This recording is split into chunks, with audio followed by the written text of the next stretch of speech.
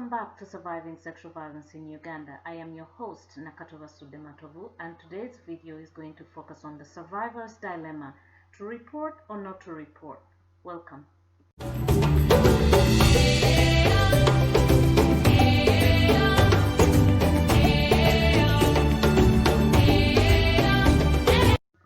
To report or not to report, that is the survivor's dilemma. When they come to us as caregivers, loved ones, support people, we all want to support them, and the advice is very strong. We say go and report the perpetrator to the police.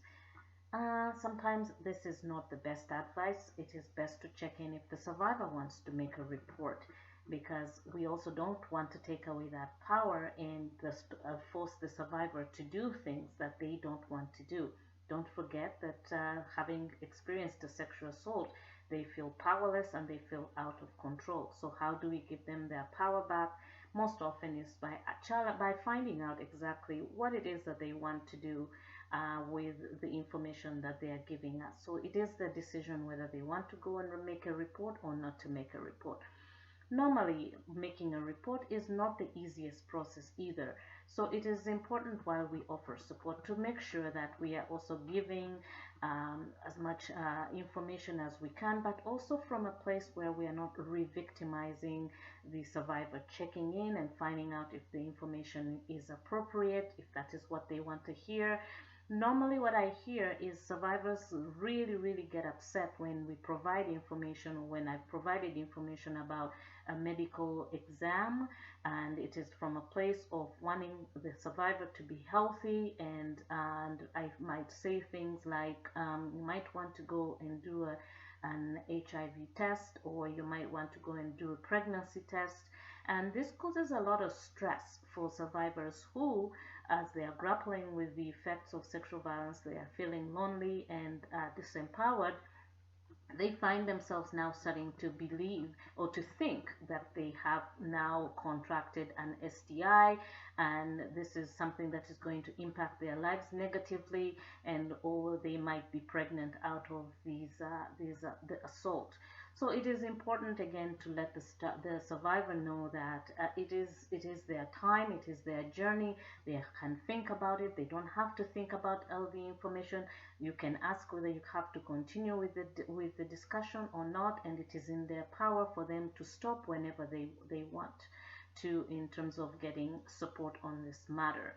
One of the advantages I've heard from survivors with regards to reporting is that they felt empowered.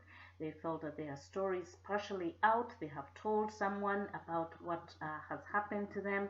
They also feel empowered because once they report and someone is convicted, then they are no longer on the street and they're not going to harm other people. So survivors feel very empowered by this process.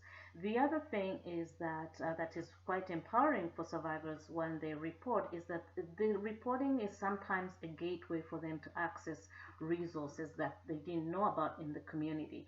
So that is beneficial. Some of the things that have not been very positive with the reporting process has been not being listened to, not being believed when they've said that they were sexually assaulted, and these cause a lot of confusion and self-blame for the survivor.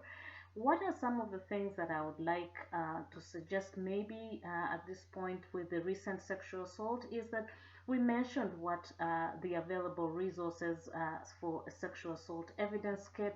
I am not sure if there are many in Uganda, but these also centers in Canada, they're not all over the place. These are very underfunded resources as well here. So if you have information where a sexual assault evidence kit can be done in Uganda, I would like to hear from you, so that other survivors can also access that resource, or other people can access that resource, and give that resource out when needed. I would like to hear more from you about what you thought about this video. Thank you for watching. If you're new to this channel, feel free to subscribe, as well as leave us a comment in the comment section. Until then, my friends, take care of yourselves and others. Goodbye.